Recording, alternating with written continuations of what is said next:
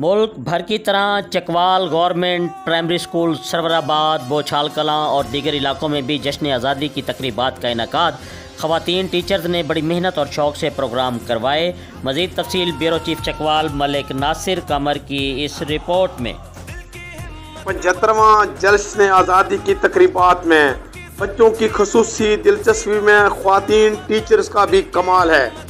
यूँ तो गवर्नमेंट और प्राइमरी स्कूलों में प्राइमरी स्कूल गाई, बूला, मख्याल, गुफावाला, दैया, बोछाल कलां, सर कलां ने भी हस्बे रवायत यौम आज़ादी की तकरीबात मनाई हैं।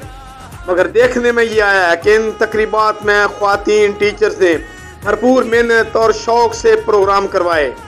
गवर्नमेंट प्राइमरी स्कूल सरवराबाद की मैडम आसिया और ईफा स्कूल गाई की मैडम हलीमा मलिक के जज्बा ओपल वतनी और तकरीबात जश्न आज़ादी में खसूसी दिलचस्पी देखते हुए ज़िले नायब सदर मलिक ताहिर मख्याल अल खिदमत फाउंडेशन ने खराज तहसीन पेश किया और कहा कि बच्चों के दिल में पाकिस्तान की मोहब्बत को उजागर करना ऐन सवाब है कि हमारा प्यारा मुल्क ला इलाहा इल्लल्लाह के नारा से मोरज़ वजूद में आया।